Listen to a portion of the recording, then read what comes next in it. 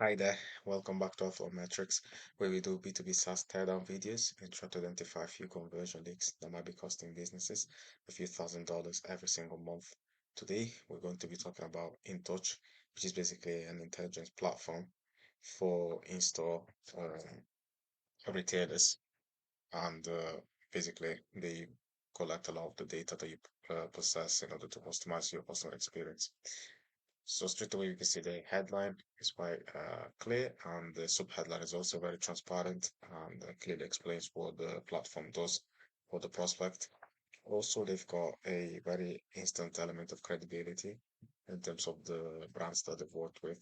And there's some very high-profile brands here like Jumbo, Microsoft, Fulfill, Red Bull, Mondelez, Unilever, and Coca-Cola.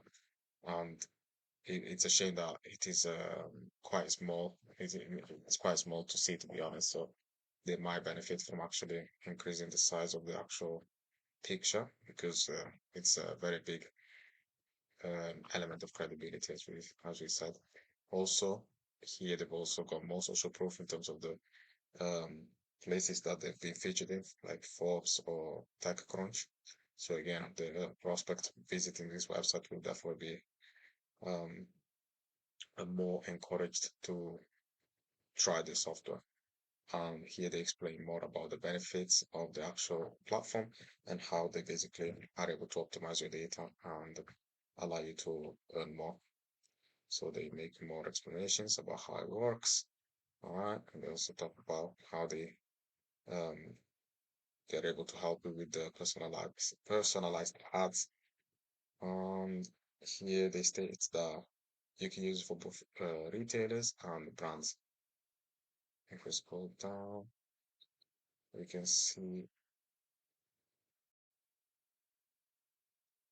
Okay, so more explanations, and here they've got a very powerful testimonial from a big brand like Unilever, stating how before they were basically making educated guesses on the performance of their campaigns based on historical data, but now with InTouch they are able to see sales on a store-by-store basis, and therefore they can allow them to analyze the effectiveness of the campaign for each store basically.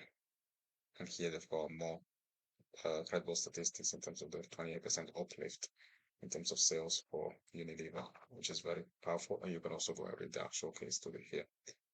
Here, even more credibility in terms of the brands. Here, they look a lot bigger, which is good. And again, the prospect will be very impressed with these uh, partnerships. And then they say that they've got freedom that you can go and click. One thing I'll say though is that they don't really have a frequently asked question at the bottom. Obviously I can see a frequently asked question in the footer here, but it would be, beneficial to also put some of the frequently asked questions at the bottom of the homepage, just to handle some of the objections that a prospect might have about using your software, and that might remove some of the concerns they have before they make a purchasing decision.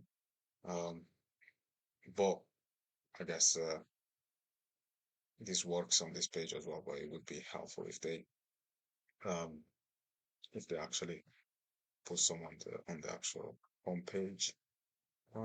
Here as well, the actual fields are not that visible, so they're gonna have to change the actual font because they're very hard to see. I can see them, but I wouldn't. I think this would not score well on an accessibility score for a website. Right? If we go back, we could also say that they could have added a contact form at the top of the page just to increase the number of opt-ins, and that can easily be done by offering a lead magnet, or a freebie or a discount, anything to encourage the prospect to part ways with their contact details. Okay, and it's good that they've also got the certificates here in terms of how they're compliant for credibility as always. And if we click on the CTA start now, we can see that they get us to actually um, submit the contact details, our contact details. But um, and to be fair, it's a good form because it's not too long. Usually we see that if the form goes too long, then that might decrease the number of um, conversions and opt-ins. And also, it's good that they've added the actual credibility elements right next to the contact form, so that it encourages the prospect to um, actually um, you know incentivize them to provide their details. But other than that, I think it's a good website, and with a few more modifications, they could easily increase the conversions a lot more.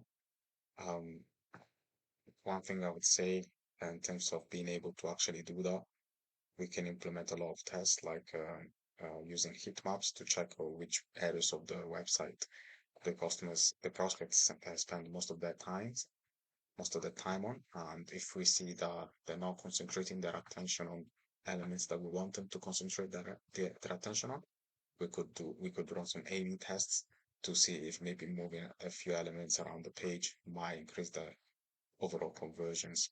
Okay, and yeah, these are stuff of the kind of things we do in order to um, run experiments to increase conversions. But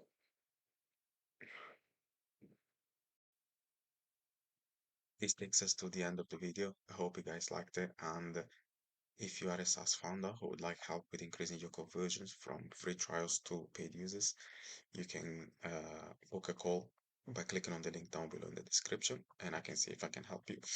Other than that, I hope you have a nice day, and I'll see you in the next video. Bye.